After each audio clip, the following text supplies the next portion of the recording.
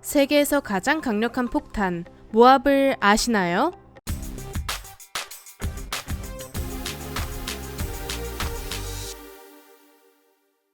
안녕하세요, 지식스토리입니다. 이번에는 엄청나게 강력한 재래식 폭탄에 대해 알아볼 텐데요.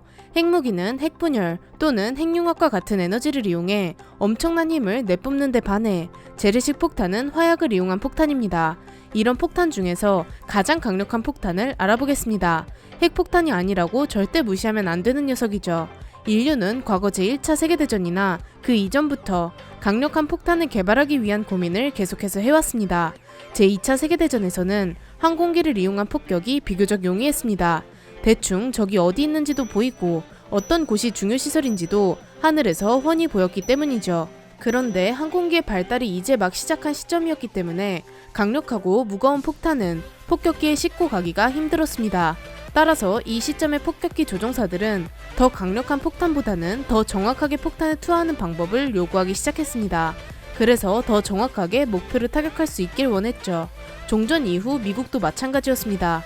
특히 제2차 세계대전이 종결되고 민간인에 대한 무차별 공격을 금지하는 제네바 협약이 체결됨에 따라서 막상 폭탄을 강력하게만 만든다고 쓸 수 있는 것이 아니었습니다. 이제는 보다 정확해져야 하는 시점이었죠. 마냥 큰 폭탄을 떨구기만 하면 애꿎은 민간인만 희생될 것이었기 때문입니다. 이렇게 폭탄의 기준이 화력에서 정확도로 옮겨가는가 싶더니 이때 미국이 무조건 강력한 폭탄을 미치도록 원하게 된 전쟁이 발발했습니다. 바로 베트남 전쟁이었는데요. 베트콩들이 죄다 땅굴을 파서 기어 들어가 버리고 숲이 워낙 울창해 항공기에서 여기가 어딘지, 적은 어디에 있는지, 건물은 어딘지 도통 알 수가 없었습니다. 미국의 항공 지원이 제대로 기능을 하지 못할 정도였습니다. 일본도 이런 비슷한 환경에서 비슷하게 땅굴을 파고 숨어들었지만 베트콩은 그보다 훨씬 전문적으로 땅굴을 파고 훨씬 울창한 숲들이 있다 보니 미국이 발이 묶인 것이었습니다. 게다가 여기저기 지뢰도 깔아두었으니 말 그대로 지옥이었죠. 일단 무엇보다 저 울창한 숲을 없애는 것이 우선이라고 생각해 숲에 있는 나무를 다 부숴버릴 폭탄을 개발합니다. 그렇게 코만도 볼트라는 폭탄이 개발되었는데요. 이 폭탄은 한번 떨어지면 100m 안에 있는 그 모든 것은 제대로 남아있지 않았죠. 반경 5km 내에 있는 모든 것이 불에 타버려 잿더미가 되었습니다. 땅에 박혀있는 지뢰는 모두 터져버려 제거되었고 베트콩이 숨어있는 땅굴은 죄다 무너져 내렸습니다. 이런 위력을 뽐내는 코만도 볼트는 무게만 무려 6.8톤에 달하는 거대한 폭탄이었습니다. 주변에 있는 풀, 나무 같은 것을 죄다 부숴버렸기에 별명으로 데이지 커터라는 이름이 붙었는데요. 데이지는 국화과의 꽃 이름입니다. 숲을 다 베어버린다는 의미였죠.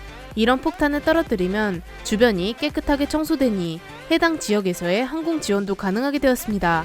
이 폭탄은 너무 컸던 나머지 폭격기로 투하한 것이 아닌 C-130과 같은 수송기를 통해 투하하곤 했습니다.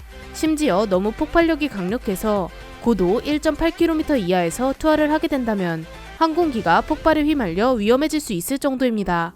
베트남에서 데이지 커터는 큰 역할을 수행했고 미군은 이런 강력한 폭탄의 활용성을 깨닫게 됩니다. 이후 데이지 커터는 걸프전에서도 사용되었는데요. 이라크 군들이 워낙 지뢰를 많이 깔아놓다 보니 다시 한번 데이지 커터를 꺼내온 것입니다. 그런데 강력한 폭탄을 개발하지 않았던 이유가 민간인의 피해를 막기 위함이었습니다. 이런 폭탄을 계속 써버리면 자연스럽게 제네바 협약을 위반하는 결과를 낳게 되죠. 그래서 미국은 이 폭탄을 떨어뜨리기 전에 내일 여러분은 전 세계에서 가장 강력한 폭탄을 맞을 것이라고 경고문을 도시에 뿌린 뒤 떨어뜨렸습니다. 이런 경고를 보고 도망치지 않는 사람들은 민간인으로 간주하지 않는다는 것이었겠죠. 그리고 나서 데이지 커터가 투하되었는데요. 다음날 미군은 다시 한번 경고문을 뿌립니다. 여러분은 어제 세계에서 가장 강력한 폭탄을 맞고 여러분들의 친구, 가족들이 큰 피해를 얻었습니다. 항복해서 목숨을 구걸하거나 거기서 죽으십시오. 내일 다시 이 폭탄을 또 맞을 것입니다. 이런 무서운 경고문을 뿌린 뒤 다시 떨어뜨렸습니다. 완전 협박용으로는 최고였죠. 옆 동네에서 저렇게 큰 폭탄이 터지는 것을 보고 이런 말들이 적힌 경고문이 떨어지게 된다면 그 누구도 항복하지 않을 수 없을 것입니다. 미국이 이 폭탄을 떨어뜨리자 영국의 특수부대인 SAS는 본토에 미군이 핵무기를 사용했다고 전보를 쳤을 정도입니다. 워낙 위력도 강력했고 핵폭탄처럼 버섯 구름까지 생기니 헷갈릴만 했을 것입니다. 적군 제압용, 협박용으로 최고였고 핵무기도 아니었으니 아무리 써도 누가 뭐라고 하지도 않았습니다. 미군은 이것이 너무나도 마음에 들었죠. 이후 2001년 미국의 초유의 사태가 발생한 뒤 미국은 아프가니스탄 전쟁을 벌이게 됩니다. 아프가니스탄에 있는 탈레반들은 너나 할 것 없이 산속으로 숨어 들어가 땅굴을 파고 나오지 않았습니다. 그러다 게릴라식으로 치고 빠지고를 반복했죠. 미국은 AC-130과 같은 공격기를 이용해 한 지역을 선회하면서 105mm 포탄을 쏟아붓기도 했고 B-52와 같은 폭격기를 갖고 와서 융단 폭격을 하기도 했습니다. 수십 발의 폭탄이 땅굴 위로 쉴 새 없이 떨어졌지만 워낙 땅굴을 견고하게 파두고 여기저기 흩어져 있어 제대로 소탕되질 않는 것이었습니다. 심지어 해당 산들은 일반적인 흑산이 아니라 암석으로 구성된 매우 단단한 산들이었습니다. 그래서 미국은 데이지 커터를 갖고 와서 떨어뜨렸는데요. 이전의 재래식 폭탄들에 비해서는 효과가 좋았지만 이 역시 결과가 탐탁지 않았습니다. 이때는 어쩔 수 없이 기존의 전력을 가지고 전력 낭비를 하면서 대체할 수밖에 없었습니다. 미국은 앞으로 어떻게 해야 이런 놈들을 제대로 제거할 수 있을지 고민에 빠졌는데요. 생각보다 미국은 단순했습니다. 더 강력한 폭탄을 만들기로 했죠. 그렇게 2002년 세계에서 가장 강력한 재래식 폭탄인 모압이 탄생하게 됩니다. 모압은 대형 공중 폭발탄의 약자인데 모든 폭탄의 어머니라는 이름으로 불리기도 합니다. 모압은 길이가 9.2m에 지름이 1.03m나 되는 두꺼운 폭탄이며 무게는 9.8톤에 달합니다. 여기서 폭약의 무게는 8.5톤으로 엄청나며 TNT와 다른 폭약을 함께 섞은 H6라는 폭약이 들어있습니다. H6는 TNT의 1.3배에 달하는 폭약이기에 무게는 8.5톤이지만 위력은 TNT 11톤에 달했습니다. 모압의 재원을 보고 위력이 겨우 TNT 11톤이라고 생각할 수도 있습니다. 약한 편에 속하는 핵폭탄인 히로시마에 떨어진 리틀보이도 TNT 12킬로톤 정도이니 무려 10,000배가 넘게 차이나죠. 하지만 이것은 핵폭탄이 미치도록 강력한 것이지 모압이 약하다는 것은 절대 아닙니다. 단적인 예로 수류탄이 있는데요. 보통 군에서 사용하는 일반적인 수류탄은 15m 이내에 있는 사람은 즉사하고 50m 이내에 있는 사람은 크게 다칩니다. 물에 던져 넣으면 30m에 달하는 물기둥이 솟아오르죠. 이렇게 강력한 수류탄의 위력은 TNT 85g입니다. 모압은 수류탄 13만 개를 한 번에 터뜨리는 것인데 이렇게 생각하면 정말 말도 안 되는 위력입니다. 모압이 터지게 된다면 엄청난 폭발을 일으키면서 주위의 모든 동식물은 물론 건물까지 무너뜨려 버립니다.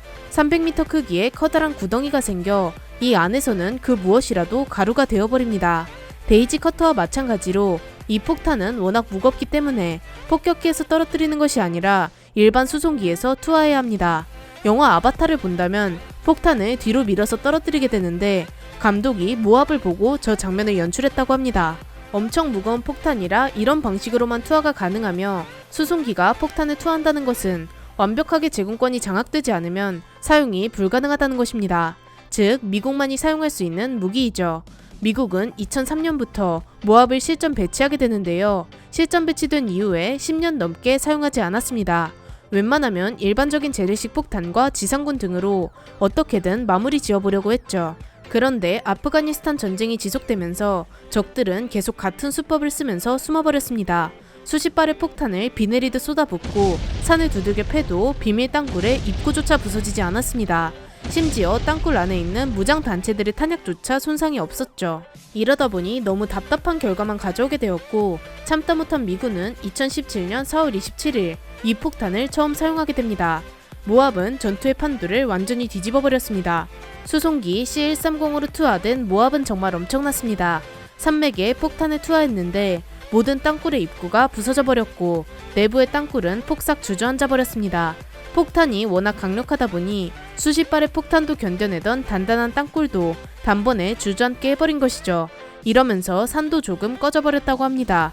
이 폭탄 한 발로 요새 속에 숨어있던 36명의 적군이 목숨을 잃고 세 개의 땅굴이 다시 쓸 수도 없게 파괴되었습니다. 확인된 인원만 36명이지 해당 땅굴에는 100명이 넘는 인원이 있었을 것으로 추정되고 그 뒤로 한 명도 살아나오지 못했으니 모두 끝장난 것이라고 볼 수 있습니다. 내부에는 고위 사령관부터 중요 인물들이 대거 있었는데 깔끔하게 정리해버린 것이었죠. 미국은 이런 폭탄의 위력을 매우 자랑스럽게 여겼습니다. 모압이 가장 강력한 재래식 폭탄으로 평가받지만 이런 것을 가만두고 보지 못하는 러시아는 모압을 뛰어넘는 폭탄을 만들었습니다. 바로 ATBIP라는 폭탄인데요. 러시아 말로는 위력이 TNT 44톤에 달한다고 합니다. 무려 4배에 달하는 위력인데 무게는 오히려 더 가볍습니다. 하지만 이것은 러시아의 주장일 뿐 미국의 연구 결과에 따르면 TNT 20톤을 넘기 힘들 것으로 보고 있습니다. ATBIP는 다른 말로 포압이라고 불리는데요. 바로 모든 폭탄의 아버지라는 별명입니다. 러시아가 지은 말인데 정말 유치합니다. 현재까지 모압 폭탄은 총 15발이 생산되어 실전 배치되었으며 단 한 발에 2억 원이 훌쩍 넘는 고급 폭탄입니다. 무장 단체들이 조금이라도 까불면 언제든지 달려가서 모압을 떨어뜨려줄 준비가 되어 있습니다. 이렇게 사내 통째로 주저앉게 해버린 미친 괴력의 폭탄 모압에 대해 알아보았는데요. 영상을 재미있게 보셨다면 구독과 좋아요 부탁드립니다. 감사합니다. 지식스토리였습니다.